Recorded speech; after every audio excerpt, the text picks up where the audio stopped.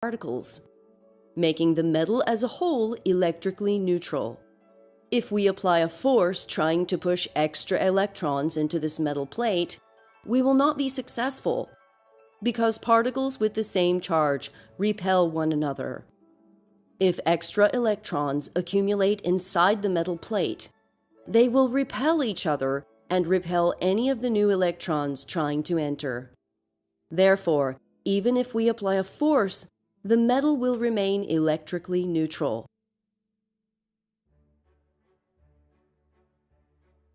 Now let us consider a new scenario where there is another metal plate close to the one shown. As electrons accumulate in the first metal plate, they will repel the electrons in the second metal plate. The positively charged particles left behind in the second plate will exert an attractive force on the negatively charged particles in the first metal plate. This makes it possible for the first plate to have more negative particles than positive particles. As we add electrons to the first metal plate, an equal number of electrons leave the second metal plate. After a certain number of extra electrons accumulate on the first plate, they will repel any new electrons trying to enter. The first metal plate has developed a net negative charge, and the second metal plate has developed an equal and opposite net positive charge.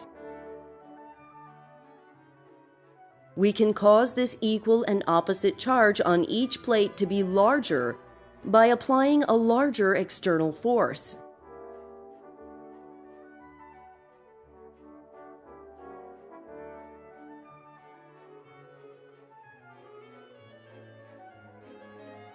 If we remove the external force we are applying, the extra electrons in the first metal plate will continue to repel one another.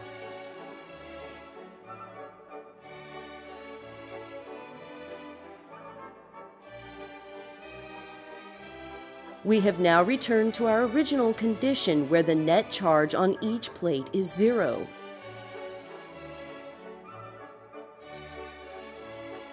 The two metal plates are what we call a capacitor. Note, voltage is shown upside down in this video because the blue arrows will show electron flow.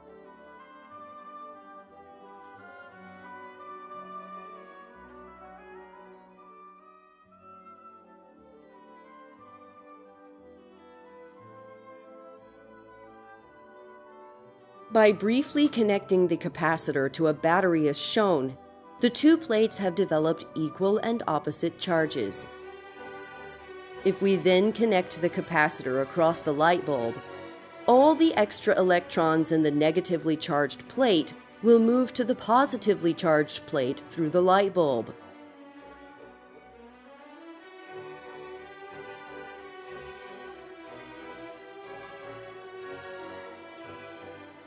If we use multiple batteries in series, then we can force the two plates of the capacitor to develop larger amounts of charge.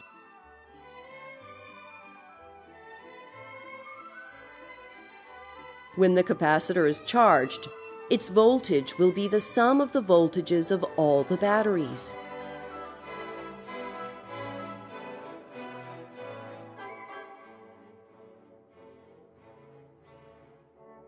Charging the capacitor to a higher voltage will cause the light bulb to stay on longer when the capacitor discharges.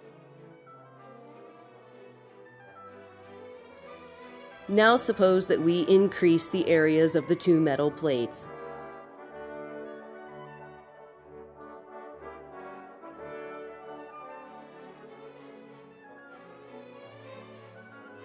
This increased area allows us to push more extra electrons into the first metal plate and remove more electrons from the second metal plate without applying a larger external force.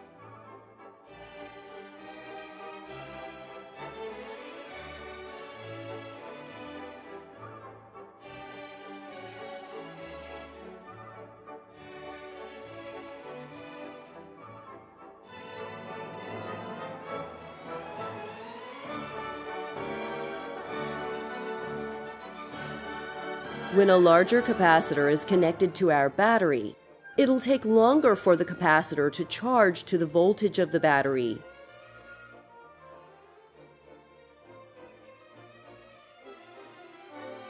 Although the final voltage is still equal to the voltage of the battery, for a larger capacitor, this voltage represents a larger amount of charge on the two metal plates.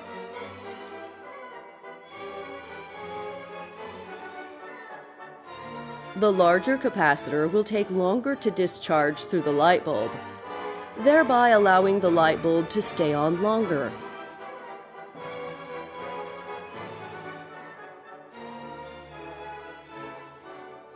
Suppose that we add a special material in between the two plates.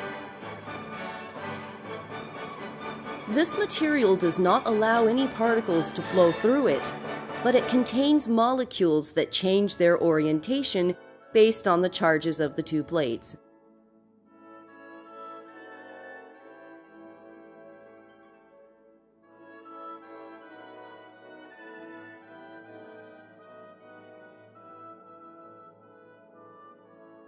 These molecules exert forces that attract more electrons to the negative plate, and that repel more electrons from the positive plate.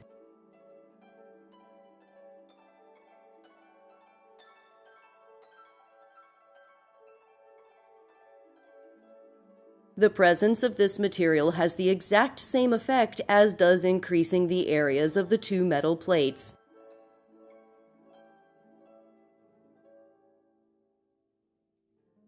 This allows the two plates to develop larger net charges for the same amount of applied voltage.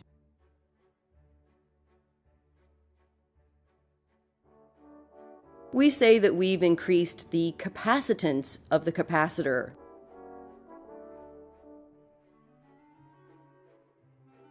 There is also a third way to increase the capacitance of a capacitor.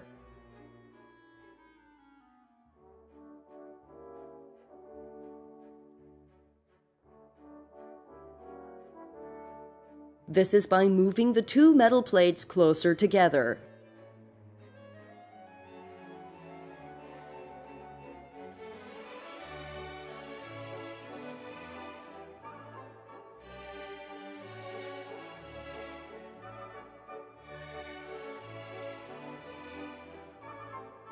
Because the two plates are now closer together, they exert greater forces on each other's electrons. This attracts more electrons to the negative plate and repels more electrons from the positive plate, allowing the two plates to develop larger net charges for the same amount of applied voltage.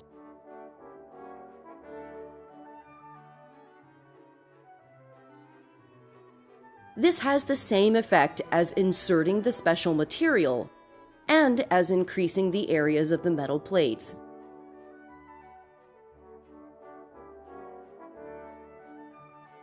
To create the largest capacitance possible, we want to make the areas of the plates as large as possible, insert the special material in between the plates, and move the two plates as close together as possible.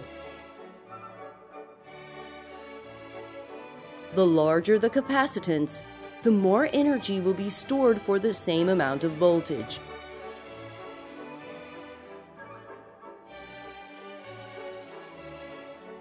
Much more information about electric circuits is available in the other videos on this channel.